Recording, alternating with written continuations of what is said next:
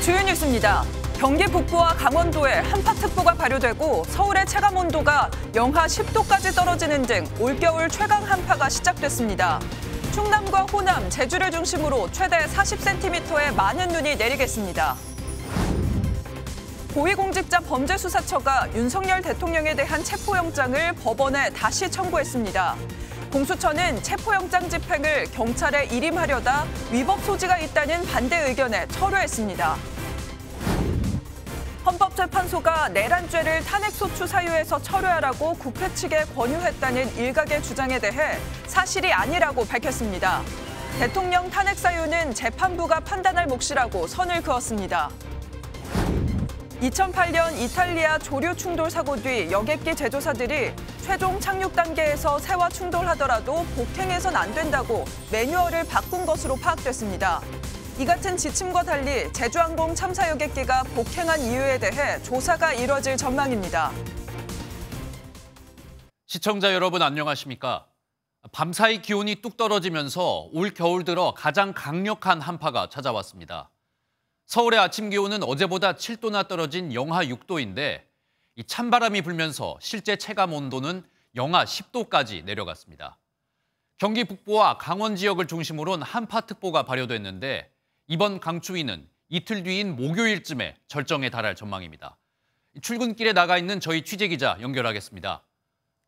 노아린 기자, 화면으로만 봐도 정말 추워 보입니다. 이번 한파 얼마나 추운 겁니까?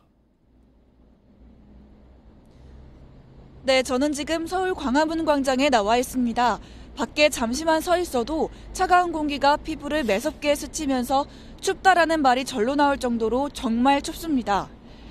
이른 아침부터 두꺼운 외투와 방한용품으로 중무장한 채 출근길에 나선 시민들의 모습도 찾아볼 수 있었습니다. 오늘 오전 6시 기준 서울 기온은 어제보다 7도 떨어진 영하 6도, 체감 기온은 영하 10도를 나타내고 있습니다. 강원 철원은 영하 12도까지 내려갔습니다.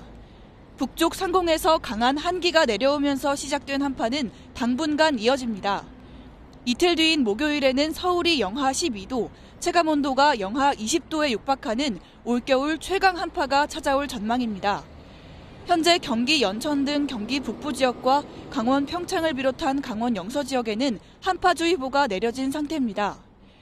또 오늘 오후부터는 충남과 호남, 제주를 중심으로 많은 눈이 내릴 전망입니다. 특히 전북 지역에는 목요일까지 최대 40cm 이상의 많은 눈이 내리고 충청과 울릉 지역에도 10에서 30cm의 눈이 예상됩니다. 이번 한파는 토요일 오전까지 이어질 것으로 보이는데요. 운전하실 때 도로 살얼음과 빙판길 주의하시고 수도 계량기 동파 사고에도 미리 대비하셔야겠습니다. 지금까지 서울 광화문 광장에서 MBN 뉴스 노하린입니다. 윤석열 대통령에 대한 체포영장 집행에 실패한 공수처가 법원에 체포영장을 다시 청구했습니다. 그런데 이 공수처, 대통령 체포영장 집행을 경찰에 떠넘겼다가 경찰이 강하게 반발하자 곧바로 철회하는 웃지 못할 촌극을 벌이기도 했는데요. 결국 공은 다시 공수처로 넘어왔지만 비판을 피하긴 어려워 보입니다. 먼저 최돈희 기자입니다.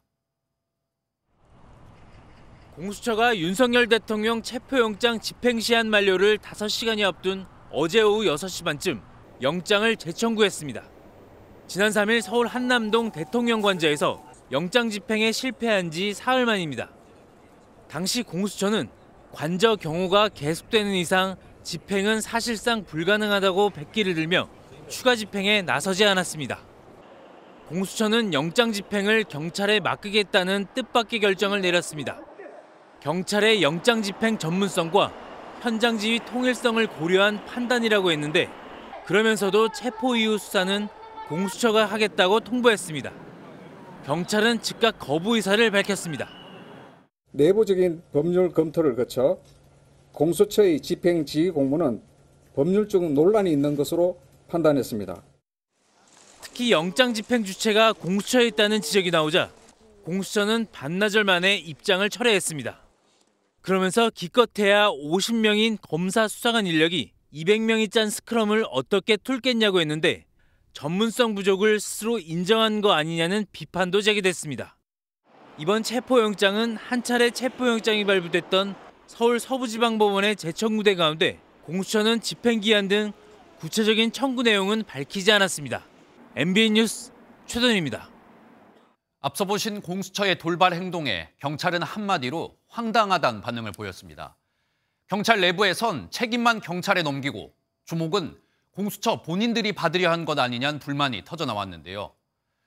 대신 경찰은 경호처 직원들이 체포영장 집행을 막아선다면 이 현행범으로 체포할 수 있다며 공수처보다 강한 체포 의지를 보이고 있습니다. 이어서 노태현 기자입니다. 경찰 특수단이 윤석열 대통령 체포영장 집행에 대한 강한 의지를 드러냈습니다. 경찰은 어제 오후 긴급 브리핑에서 경호처 직원이 영장 집행을 막아선다면 현행범 체포를 적극 검토하겠다고 강조했습니다.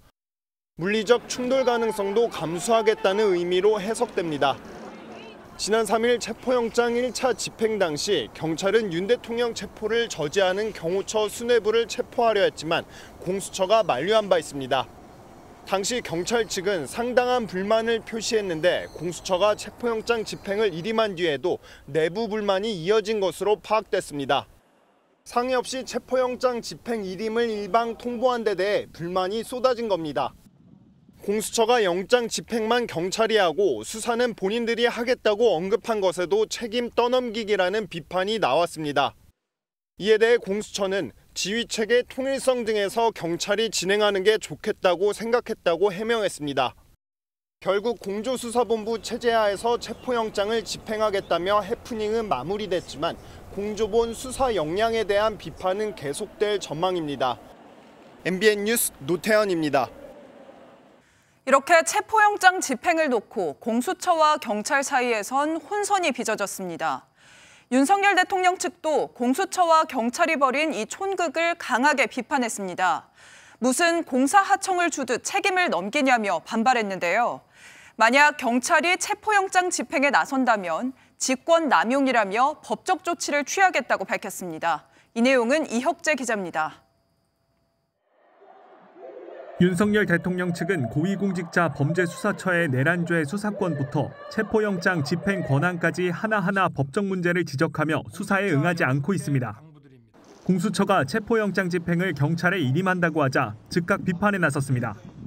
윤 대통령 측 윤갑근 변호사는 공사 중 일부를 하청 주듯 다른 기관에 일임할 수 없다고 밝혔습니다. 또 실제로 경찰이 영장 집행에 나설 경우 직권 남용에 해당한다며 강력한 법적 조치를 취할 것이라며 경고했습니다.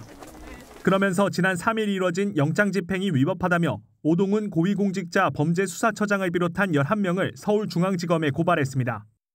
집행에 참여한 공수처와 국가수사본부 수사단 150명에 대해서도 추가 고발한다는 입장입니다. 윤 대통령도 측근을 통해 영장 집행의 적법성이 의심된다는 뜻을 전했습니다. 대통령도 이 상황에 대해서 어떤 법치주의가 이렇게 왜곡되고 있는 것을 개탄하는 취지의 입장이다.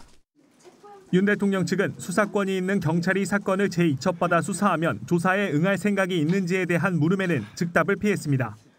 공수처와 경찰이 공조수사본부 체제로 영장 집행에 다시 나설 것으로 보이지만 윤 대통령은 수사권 문제가 해결되지 않는 한 수사에 응하지 않을 것으로 보입니다.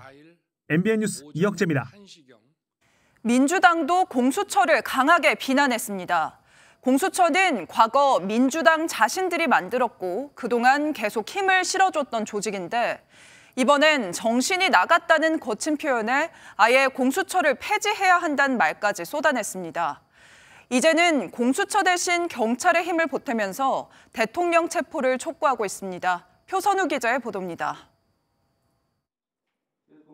민주당은 수사 초기 검찰을 견제하며 공수처에 힘을 실었습니다. 내란 수사권이 있는 공수처가 이첩을 받아서 위법한 절차 없이 증거도 수집하고 신문도 하고 해야 되는 상황이에요. 하지만 윤석열 대통령의 체포영장 집행권을 뒤늦게 경찰에 일임하자 공수처를 향해 융단 폭격을 퍼부었습니다.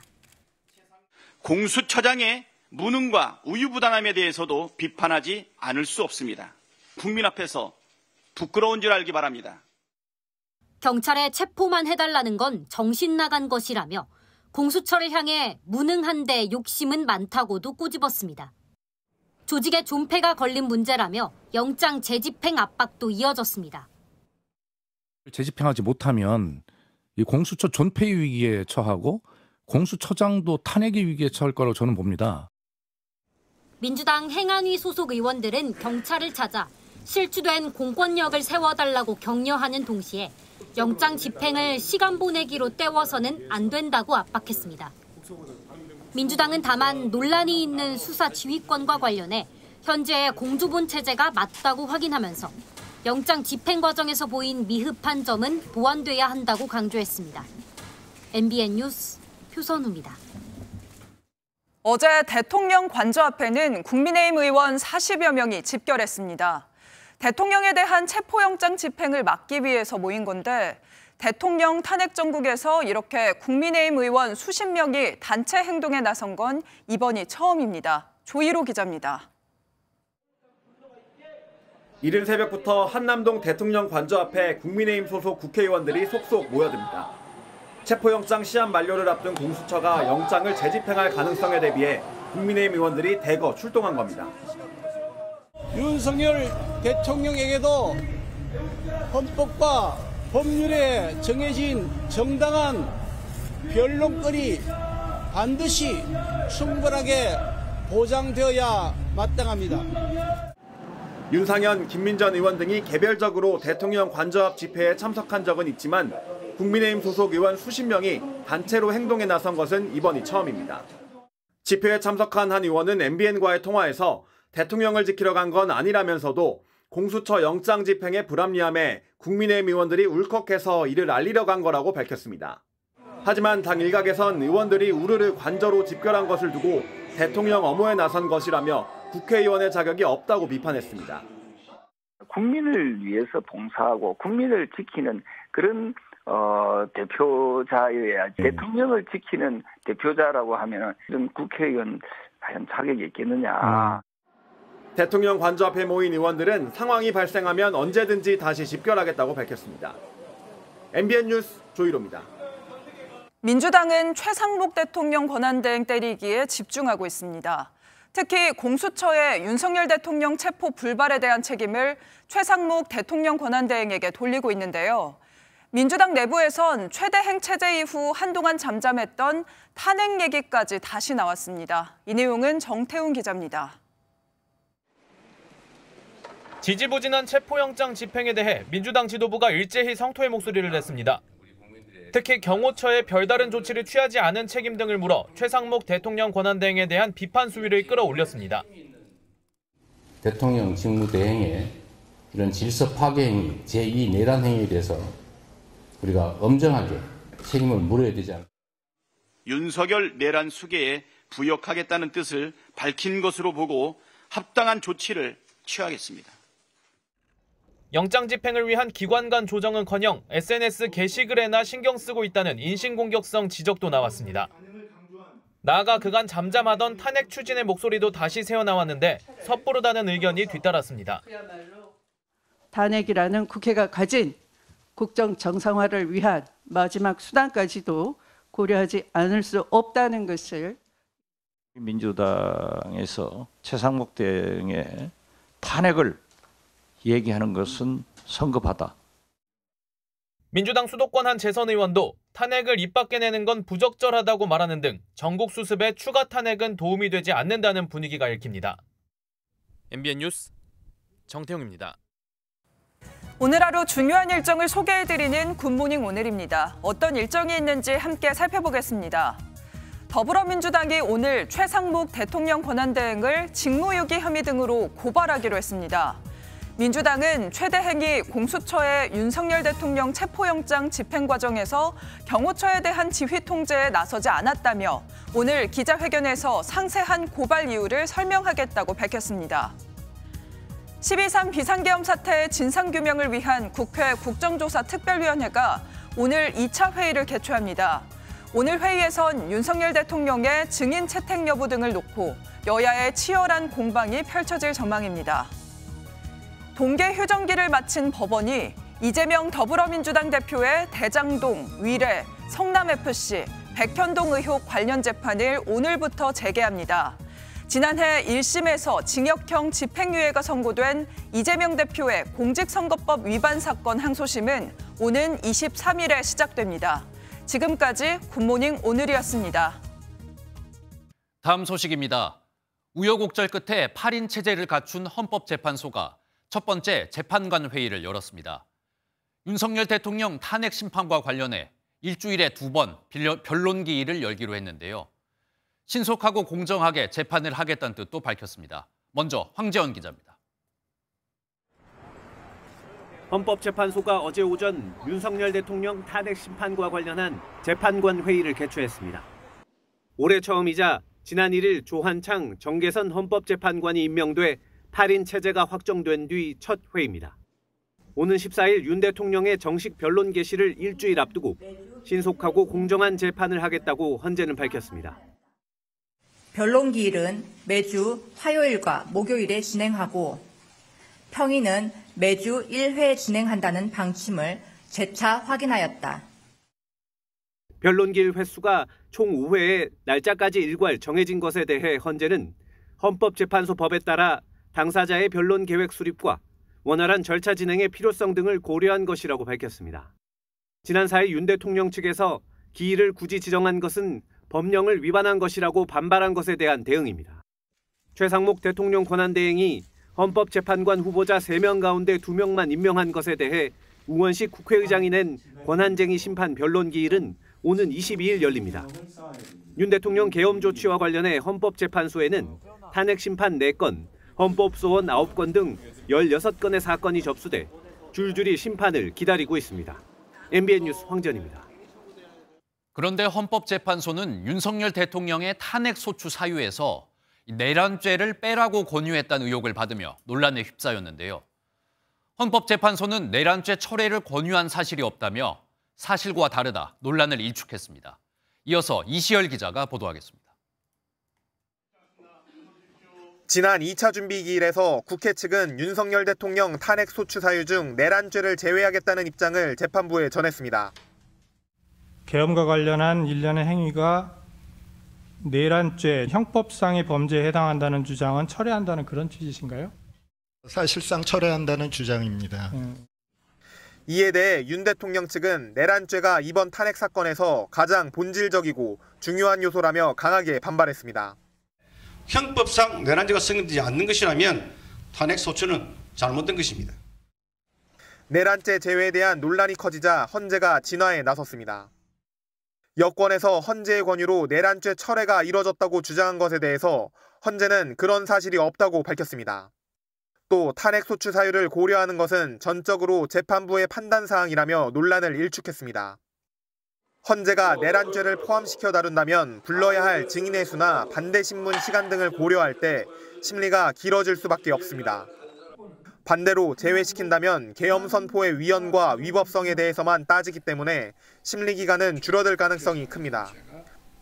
헌재는 오는 14일부터 시작될 변론기일에서 내란죄 제외 여부에 대해 본격적인 판단에 나설 걸로 보입니다. MBN 뉴스 이시열입니다. 하지만 국민의힘은 탄핵 사유에서 내란죄를 빼면 탄핵 소추가 성립되지 않는다고 강조했습니다. 탄핵 소추안에서 내란죄가 빠지게 된다면 탄핵안을 다시 의결해야 한다는 입장인데요. 국민의힘 권성동 원내대표와 의원들은 헌법재판소와 우원식 국회의장을 항의 방문해 입장을 전했습니다. 강재묵 기자입니다. 권성동 국민의힘 원내대표를 비롯한 국민의힘 의원들이 헌법재판소 앞에 섰습니다. 국회 탄핵소추위원단이 윤석열 대통령 탄핵소추 사유에서 내란죄를 철회하겠다고 밝히자 국민의힘이 항의 방문에 나섰습니다. 내란이란 말이 38번이나 나옵니다. 중요 사실의 변경이기 때문에 만약 내란죄를 뺀다 그런다면 탄핵소추는 성립할 수 없는 것입니다. 윤 대통령에 대한 탄핵소추안 표결 당시 내란죄가 탄핵 사유의 주요 부분을 차지했던 만큼 변동에 따른 재의결이 필요하다는 주장입니다. 이어 헌법재판소가 탄핵 심판을 편향적이고 불공정하게 진행하고 있다는 우려를 함께 전했다고 밝혔습니다. 권 원내대표와 국민의힘 중진 의원들은 곧이어 국회의장실도 차례로 방문했습니다. 국민의힘은 이 자리에서 탄핵소추 사유가 변동된다면 당시 해당 내용을 보고 투표했던 의원들의 심의 표결권을 침해하게 된다고 주장했습니다. 그 내용을 보고 투표했던 사람들의 국회의원의 심의 표결권이 침해됐다. 그렇기 때문에 다시 의결해야 된다. 이에 대해 우원식 국회의장은 탄핵소추단의 결정이 중요 상황의 변경은 아니다며 소추단이 변경할 권한이 있다고 반박해 양측이 의견 충돌을 빚기도 했습니다. MBN 뉴스 강재묵입니다. 윤석열 대통령의 탄핵안 표결에서 찬성표를 던졌던 국민의힘 의원들도 앞서 보신 내란죄 삭제엔 문제가 있다고 주장하고 있습니다. 안철수, 김재섭 의원 등이 대표적인데요. 탄핵에 찬성했던 의원들도 형법상 내란죄를 빼는 것은 문제가 있다며 탄핵안을 다시 표결해야 한다고 주장하고 있습니다. 계속해서 김도형 기자입니다. 윤석열 대통령의 1차 탄핵소추안 표결부터 찬성표를 던진 안철수 국민의힘 의원이 기자회견에 나섰습니다. 안 의원은 국회 탄핵소추안의 원안대로, 즉 형법상 내란죄까지 모두 헌법재판소가 판단해야 한다고 강조했습니다.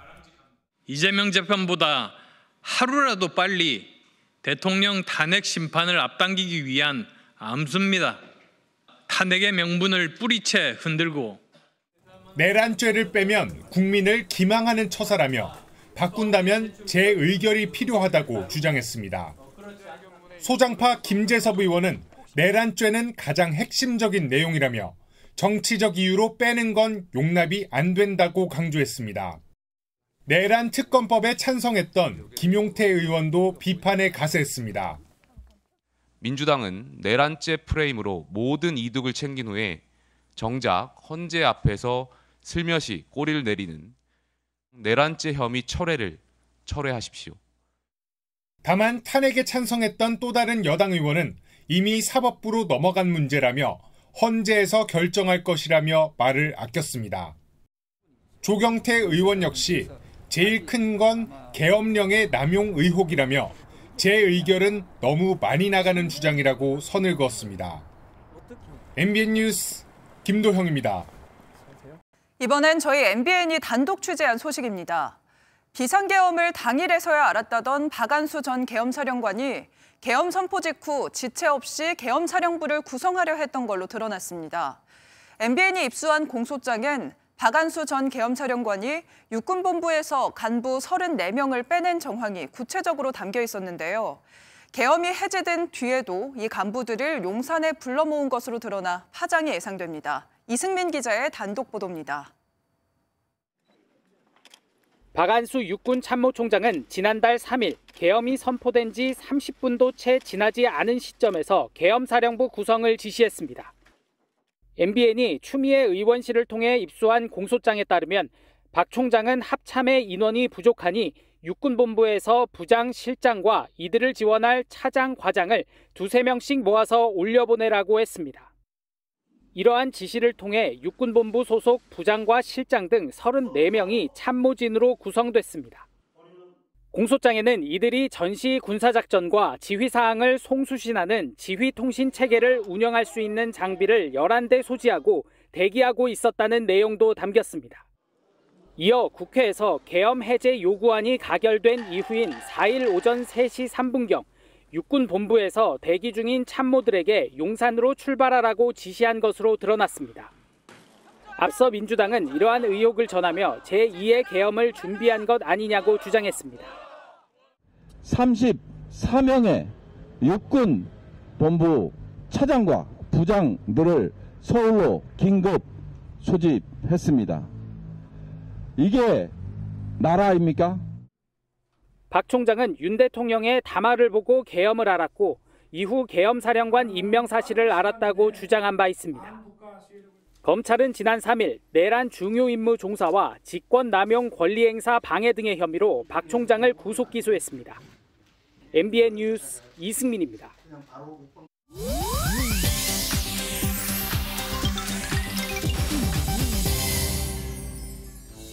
인터넷에선 어떤 소식들이 화제일까요? 인터넷 와글와글입니다.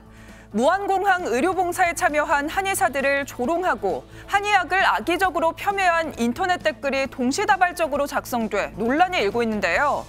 대한한의사협회가 이 비방 댓글들에 대해 강력한 법적 조치에 나서기로 했습니다. 협회 측은 참사에 연차 쓰고 무한 찾은 공보이 한의사들이란 제목의 한 언론 매체 기사에 악의적인 댓글을 동시다발적으로 단 누리꾼들을 고소 고발하고 끝까지 책임을 물을 것이라고 밝혔습니다. 앞서 대한한의사협회는 지난 1일부터 무한공항 1층에 한의진료실을 운영하고 있는데요. 앞으로도 유가족들의 치료를 위해 지원과 협조를 아끼지 않을 것이라고 전했습니다. 넷플릭스 드라마 오징어 게임 시즌2의 미국 골든글로브 수상이 불발됐습니다. 현지 시간 5일 미국 로스앤젤레스에서 열린 제82회 골든글로브 시상식에서 오징어 게임은 TV 시리즈 드라마 부문 작품상 최종 후보에 올랐는데요. 하지만 아쉽게 시즌1에 이은 수상에는 이르지 못했습니다. 이 부문 작품상은 일본 배경 드라마 쇼군에 돌아갔는데요. 쇼군은 같은 부문 나무주연상을 포함해 4관왕을 차지하면서 화제의 중심에 섰습니다. 앞서 오징어 게임 시즌2는 넷플릭스를 통해 공개되기 전에 골든글로브 작품상 후보작으로 지명돼 이례적인 기록을 남겼는데요. 올해 공개가 예정돼 있는 시즌3에 대한 팬들의 기대감도 높아지고 있습니다. 가수 김호중 씨가 음주병 손이 혐의로 항소심 공판을 앞둔 가운데 공식 팬카페가 불우이웃을 위해 기부에 나섰습니다. 가요계에 따르면 김호중 공식 팬카페 트바로티는 지난해 12월 기부 모금을 진행해 사랑의 열매를 통해 4억 5천여만 원을 기부했는데요. 지금까지 누적 기부금이 10억 원에 달하는 것으로 알려졌습니다. 김호중 씨는 지난해 5월 음주운전 뺑소니 혐의로 1심에서 징역 2년 6개월 실형을 선고받은 후 구치소에 수감 중인데요. 이런 팬들의 선행이 재판에 어떤 영향을 줄 수 있을지 주목되고 있습니다. 인터넷 와글와글이었습니다. 제주항공 참사와 관련된 단독 보도로 이어가겠습니다. 저희 MBN은 제주항공의 훈련 매뉴얼을 입수해서 착륙 도중 새떼와 충돌하더라도 다시 날아오르는 복행보다는 그대로 착륙할 걸 권한다는 내용이 있었다는 사실 전해드렸는데요. 15년 전 이탈리아에서 일어난 착륙 사고를 계기로 조류 충돌 때 착륙 지침이 크게 바뀌었다고 합니다. MBN이 당시 사고를 분석한 이탈리아 당국의 보고서를 입수했습니다. 전민석 기자의 단독 보도입니다. 랜딩 기어가 꺾인 여객기에서 승객이 비상탈출용 미끄럼틀로 내려옵니다. 여객기 왼쪽 날개는 내부 골조가 훤히 드러날 정도로 파손됐습니다. 지난 2008년 11월 이탈리아 치암피노 공항에서 착륙 직전 새떼와 부딪힌 뒤 복행했다 불시착한 라이언에어 4102 편입니다. 이번 제주항공 사고 여객기와 같은 보잉 737-800 기종인데 당시 승객과 승무원 172명은 모두 생존했습니다. MBN 취재진은 해당 사고를 조사한 이탈리아 당국의 최종 보고서를 입수했습니다. 이탈리아 연방항공안전청 ANSV는 착륙 단계에서 새떼와 부딪힌 여객기가 복행하려고 출력을 높이는 바람에 엔진 손상이 더 심해졌다고 분석했습니다. And the decision to go around, so to add power, accelerated the engines, and the birds which were already in there finished their work and basically killed the engines. 보고서에는 2008년 벌어진 이 사고를 계기로 주요 항공사와 항공기 제조사가 버드 스트라이크에 관한 매뉴얼을 바꾸거나 새로 만들게 됐다는 부분이 나옵니다. 사고 기종을 제작한 미국 보잉은 Preferred Option이라는 표현을 써 복행하는 것보다 그대로 내리는 게 낫다는 내용을 조종사 훈련 매뉴얼에 담았습니다. 보잉과 쌍벽을 이루는 유럽의 에어버스는 듀낫이라는 단호한 표현을 썼습니다. 최종 착륙 단계에서 새와 충돌하더라도 복행해서는 안 된다고 강조합니다. And they all clearly remember the change of guidance after the Ciampino accident because that was a culture change. They had been taught solve the problem then land, and instead they were now told that in those conditions it would be preferable to get on the ground as soon as possible and then try to solve the problem. 지난달 29일 제주항공 2216편은 새와 부딪힌 뒤 매뉴얼과는 상반된 복행을 선택했습니다. 조종사가 복행을 선택할 수밖에 없었던 상황과 이유는 비행 기록 장치와 조종실 음성 기록 장치 분석을 통해 밝혀질 것으로 보입니다. MBN 뉴스 전민석입니다. 전해드린 것처럼 참사의 원인을 풀어줄 비행기록 장치는 분석을 위해 어제 미국으로 보내졌습니다. 정확한 참사의 원인을 알아내기까지는 상당한 시간이 걸릴 것으로 보이는데 그 사이 셀프 조사 논란이 벌어지고 있습니다. 이번 참사에 대한 원인 조사는 국토부에 소속된 항공철도사고 조사위원회가 맡고 있는데요. 그런데 유족들이 셀프 조사다, 결과를 못 믿겠다며 반발하고 있는 겁니다. 국토부 역시 콘크리트 둔덕의 관리 책임에서 자유롭지 못하기 때문인데 이 조사위원회를 독립시켜야 한다는 지적도 나오고 있습니다. 이어서 최윤영 기자입니다. 무안공항 제주항공 여객기 참사 조사를 전담하는 기구는 국토교통부 소속 기관인 항공철도사고조사위원회입니다. 위원장은 전 국토부 항공교통본부장 출신이고 상임위원은 국토부 항공정책실장 그리고 실무 담당 조사단에는 국토부 공무원이 포함돼 있습니다. 유족 대표단은 국토부가 셀프 조사를 하고 있다며 이해 충돌 문제를 제기했습니다.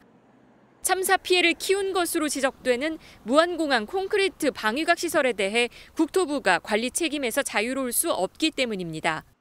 국토교통부가 이번 항공 참사에 책임자가 아닌지 의혹이 증폭되고 있는 가운데 셀프 조사를 하고 있는 셈이다. 미국은 국가교통안전위원회 NTSB가 모든 항공교통사고를 조사하는데 이는 대통령 직속기관으로 독립된 인사예상권을 갖고 있습니다. 캐나다와 핀란드 등도 독립적인 사고조사기구를 운영하고 있습니다. 국토부는 사고조사위 조사가 공정하게 진행되고 있다는 입장이지만 방위각 시설 규정 위반에 대해 여태 뚜렷한 답변도 내놓고 있지 않아 논란은 쉽게 가라앉지 않을 전망입니다. MBN 뉴스 최윤영입니다. 한편 제주항공은 이번 참사가 여객기 정비 소홀 때문에 발생한 건 아니라고 설명했는데요. 하지만 지난 2023년 정비 문제로 발생한 항공편 지연 건수를 살펴봤더니 우리나라 항공사 중에서 제주항공이 가장 많았습니다. 여객기 운항을 크게 늘리면서 비행 정비에 과부하가 걸린 것 아니냐는 지적인데 정말 문제가 없었는지 유심히 살펴봐야 할 것 같습니다. 이 내용은 이혁근 기자가 취재했습니다. 무안공항 추락사고 당일 제주항공은 무리한 운항이나 정비 소홀은 없었다고 선을 그었습니다. 계획된 일정에 맞춰 항공기 정비를 해왔다는 겁니다. 항공기 정비 소홀과 관련된 어떤 그런 이슈가 아닌 거고 무리한 운항이라고 할 수는 그런 얘기를 할 수는 절대 없고요. 계획된 일정에 맞춰서 항공기 정비 제때 철저히. 하지만 국토교통부 자료를 보면 제주항공은 2년 전 운항을 늘리면서 정비 문제로 여객기가 지연되는 경우가 폭증한 것으로 나타났습니다. 코로나19 시기 두 자릿수에 불과했던 정비 지연이 2023년엔 943건으로 늘어난 겁니다. 같은 해 대한항공이 제주항공보다 1.5배나 많은 항공편을 운항했음에도 정비 지연은 제주항공이 국내 항공사 중 가장 많았습니다. 제주항공의 한 달 평균 운항 시간이 코로나 시기 200시간 안팎을 기록하다 2023년 412시간으로 늘어난 점과 무관치 않다는 지적입니다. 사고 여객기 역시 직전 48시간 동안 8개 공항을 오가며 13차례나 비행했습니다. 정비사뿐만 아니라 이제 조종사, 야간 근무를 10년 이상 한 사람들은 필요한 스트레스가 이제 노출될 수가 쉬워요.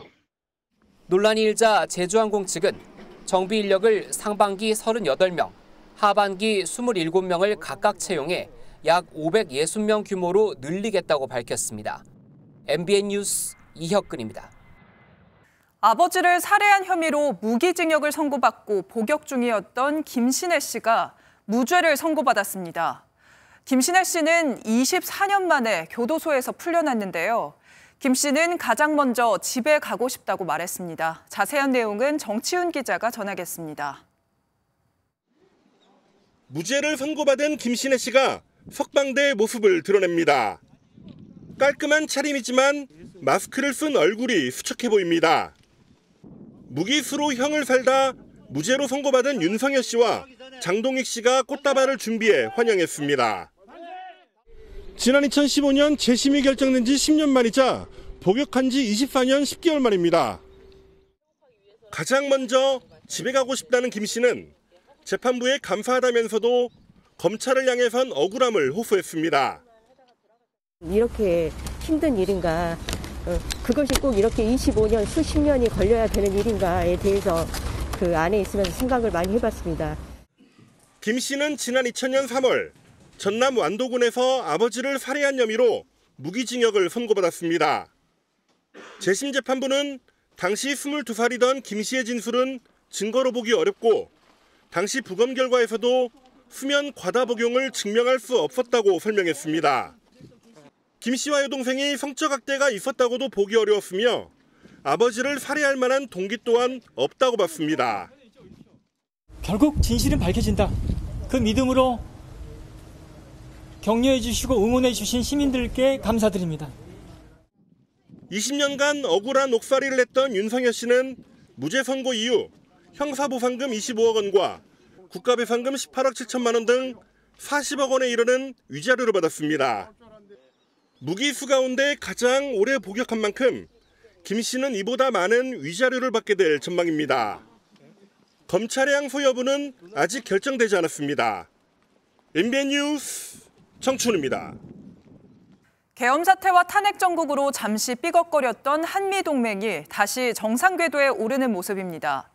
바이든 행정부의 임기 종료를 앞두고 우리나라를 방문한 토니 블링컨 미국 국무부 장관은 한미 동맹뿐 아니라 최상목 대통령 권한대행 체제에 대한 신뢰를 여러 차례 강조했는데요.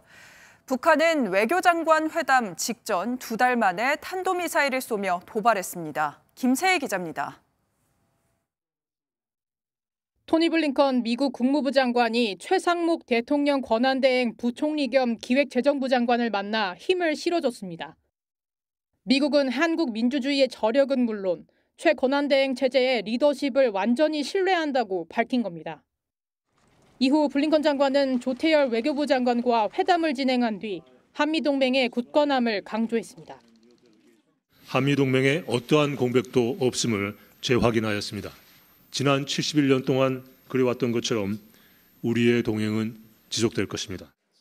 블링컨 장관은 12.3 비상계엄 사태에 대해 우려를 표명하면서도 한국이 헌법에 따라 앞으로 나아갈 것을 믿는다고 말했습니다. We had serious concerns about some of the actions that President Yoon took. We communicated those directly to the government. At the same time, we have tremendous confidence in the resilience of South Korea's democracy, in the strength of its institutions, and in the efforts that it's making. 외교장관 회담 직전 북한은 평양 일대에서 중거리급 탄도미사일을 동해상으로 발사했다고 합동참모본부가 밝혔습니다.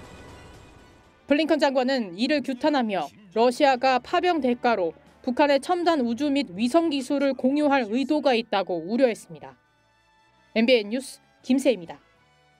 미국 트럼프 2기 행정부의 실세로 불리는 일론 머스크 테슬라 최고 경영자가 유럽 정치에도 간섭하면서 유럽 주요국 정상들이 일제히 반격에 나섰습니다. 정치 지도자들의 동요를 확인한 머스크가 다른 나라 정치에 간섭하는 수위를 더 높이고 있어 내정 간섭 논란이 커지고 있습니다. 김문영 기자가 보도합니다. 미국이 영국의 독재적인 정부로부터 영국인을 해방해야 한다. 트럼프 미국 대통령 당선인의 최측근 머스크가 옛 트위터 X에 올린 온라인 투표입니다. 미국의 핵심 동맹국 영국을 도발한 건데 머스크가 영국의 극우 정당을 지지한 데 이어 총리의 미성년자 성착취 사건 대응 실패를 주장하자 스타머 총리가 선을 넘었다며 분노했습니다. Those that are spreading lies and misinformation as far and as wide as possible. They're not interested in victims. They're interested in themselves.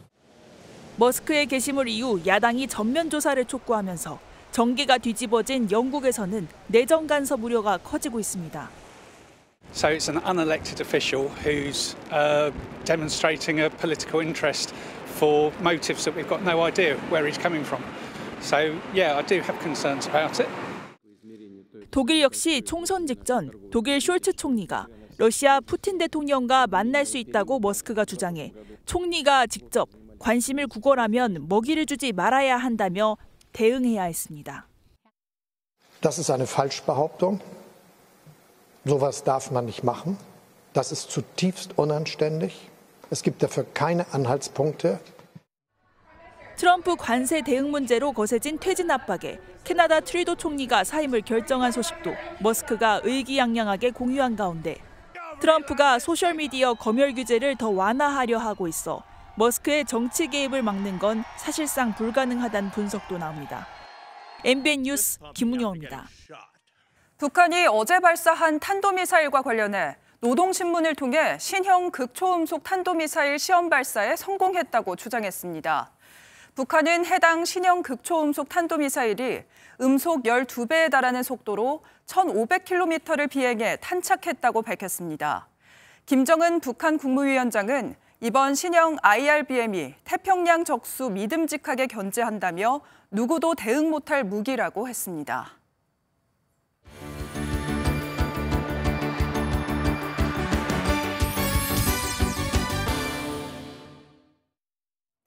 굿모닝 월드입니다. 미국에서 주차된 자동차 타이어에 연이어 구멍이 나는 일이 벌어졌습니다. 누군가 자동차를 찾아다니며 범행을 저질렀다고 하는데요. 그 모습 화면으로 직접 보시죠. 검은 옷을 입은 남성이 다짜고짜 주차된 차의 타이어를 찌릅니다. 그리고는 아무 일 없었다는 듯이 걸어가다가 또 다른 차를 향해서도 같은 행동을 반복합니다. 미국 텍사스주의 한 동네에서 벌어진 사건인데요. 타이어가 터졌다는 신고가 무려 20건 넘게 접수됐습니다. 범행 과정이 CCTV에 포착되면서 20대 남성 용의자는 보안관에게 덜미를 잡혔는데요. 정확한 범행 동기는 경찰과 보안관이 조사하고 있는 중이라고 합니다. 피해가 더 커지기 전에 범인이 붙잡혀 다행입니다. 이번엔 주민들의 생명을 구한 우편 배달부의 이야기입니다. 불이 난 현장을 발견하자 조금의 망설임도 없이 불길로 다가갔습니다. 영상으로 함께 보시죠. 미국 매사추세츠주의 한 우편 배달부가 일을 하다가 주택가 쓰레기통에서 불길이 치솟는 모습을 발견했습니다. 집 안에서는 두 자매가 불이 났다며 도움을 요청했고 우편 배달부는 조금도 주저하지 않고 맨손으로 불타는 쓰레기통을 옮겼습니다. 이어 소방관들이 도착해 불길을 잡았는데요. 우편 배달부의 빠른 행동 덕분에 다행히 아무도 다치지 않았다고 합니다. 소방당국은 바람이 강해 자칫 큰 불로 이어졌을지 모르는 상황에서 우편 배달부가 큰 일을 했다며 감사를 표시했습니다. 일본 도쿄의 어시장에 어마어마한 크기의 생선이 등장했습니다. 이 생선 가격도 상상을 초월하는데요. 일본으로 가보겠습니다. 일본 도쿄의 한 어시장에서 참치 경매가 이뤄지는 모습입니다. 이 어시장에선 지난 1월 5일 경매장 개설 이후 사상 두 번째 입찰가가 나왔습니다. 한 마리가 130만 달러, 우리 돈으로 무려 18억 원이 넘습니다. 무게가 276kg인 이 참치는 유명 참치 도매상과 고급 스시 레스토랑이 함께 구입했다고 하는데요. 2019년엔 무려 43억 원이 넘는 가격의 참치가 거래되기도 했습니다. 일본인들의 참치 사랑이 이어지면서 이 기록도 언젠가는 깨질지도 모르겠습니다. 지금까지 굿모닝 월드였습니다. 다시 강추위가 찾아왔습니다. 어제보다 기온이 10도가량 뚝 떨어진 경기 북부와 강원 내륙에는 한파주의보가 내려졌고요. 현재 이들 지역은 영하 10도를 밑돌고 있습니다. 서울도 현재 영하 5.1도에 칼바람이 불며 체감온도는 영하 8.6도까지 내려가 있습니다. 강추위는 이번 주 내내 기승을 부리겠습니다. 특히 목요일에는 서울의 아침 기온이 영하 12도까지 뚝 떨어지면서 이번 추위가 절정에 달하겠습니다. 추위와 함께 폭설에도 주의하셔야겠습니다. 현재 호남과 제주 산지에는 대설특보 속에 눈구름이 지나고 있습니다. 모레까지 전북에 많게는 40cm 이상, 제주 산지에 최고 30cm, 충남과 전남에도 최고 20cm 이상의 많은 눈이 예상됩니다. 오늘 전국적으로 바람이 강하게 불겠고 공기질은 깨끗하겠습니다. 동해안 지역은 대기가 건조해 불조심하셔야겠습니다. 지역별 현재 기온 보겠습니다. 춘천 영하 10.8도, 안동은 영하 5.3도까지 떨어져 있습니다. 낮 기온은 서울과 춘천 1도, 대전은 3도 선에 그치겠고 체감온도는 영하권에 머무는 곳이 많겠습니다. 호남과 제주는 금요일까지 눈이 길게 이어지겠습니다. 날씨였습니다. 화요일 아침 굿모닝 MBN 마치겠습니다. 저희는 내일 아침 7시에 다시 찾아뵙겠습니다. 오늘도 좋은 하루 보내세요. 고맙습니다.